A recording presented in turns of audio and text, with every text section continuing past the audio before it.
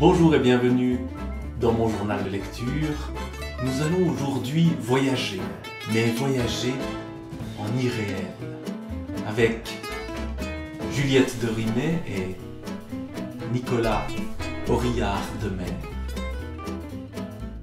qui sont les auteurs de ce livre, de ce beau livre, Voyage en irréel. Juliette de Rimet, si je la connais, c'est qu'elle participe comme moi aux ateliers d'écriture de François Bon et que j'ai pu la voir en irréel, en Zoom, par exemple, et l'entendre. Et puis là, je peux la lire grâce à ce très beau livre qui fait dialoguer les photos. La petite photo ici que j'ai derrière moi, c'est la même que celle de la couverture de ce livre-là. Elle a été offerte avec le livre. Donc dialoguer les photos de Nicolas Auriard-de-Mer, photos prises dans des lieux naturels qui ne sont pas localisés dans ce livre-là. On peut trouver les lieux si on cherche un peu sur le site de Nicolas Auriard-de-Mer. Je le mettrai un lien en dessous de la vidéo. On peut trouver que c'est sans doute, par exemple, en Islande ou en Irlande ou dans des contrées du Nord, mais pas seulement, que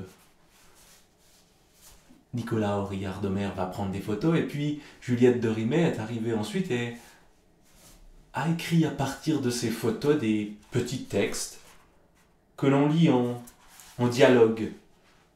On a une page avec la photo et le texte sur la page d'à côté. Sur cette très belle photo, voici ce qu'écrit Juliette. Il s'avance dans la mer avec arbres et bagages, oiseaux, nids et algues. Ils ont tout emporté.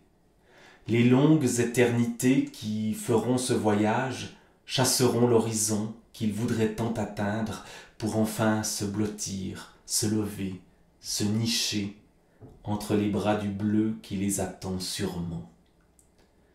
Sur le rivage paisible, cailloux ronds et rochers s'amusant à ses pieds, l'altière falaise mer les regarde partir en les couvant pourtant d'un dédain attentif.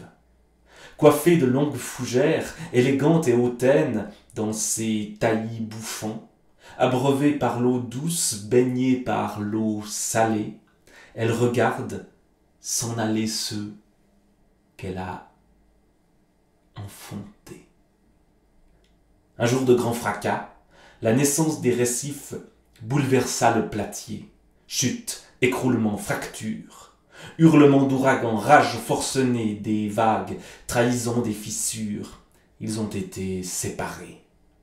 Ensuite, il a fallu du temps et beaucoup de patience aux caresses du ressac, à la douceur des pluies et au discours du vent pour panser leurs blessures, arrondir leurs arêtes et polir leurs saillants. Mais le temps a passé. Maintenant ils sont grands. Ces petits, ces enfants, elle les regarde partir et s'éloigner bravement, rassurée et confiante. Je remonte la photo. J'espère que vous la voyez bien et que vous pouvez un peu saisir ce dialogue entre l'image et le texte. Ce voyage dans un monde naturel et pourtant irréel, rendu irréel par la photographie et par le texte. Et donc en feuilletant ce livre-là, on prend ce plaisir-là à avoir l'œil qui sans cesse passe de l'image à ce texte qui ne décrit pas vraiment l'image, qui prolonge l'image. Ou peut-être est-ce l'image qui prolonge le texte. Il n'y a pas de hiérarchie entre image et texte dans ce livre-là, et on prend autant plaisir à regarder les photos qu'à lire les textes qui les accompagnent. Parfois, ce sont des textes très courts. Je vous lis le texte d'abord et je vous montre l'image juste après. Arbre-forêt, nu et décharné, fier et droit, dignité.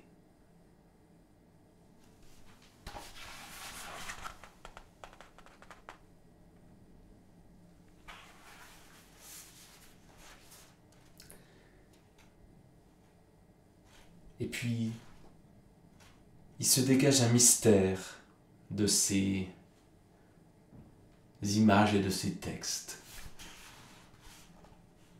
Par exemple, cette très très belle photo ici.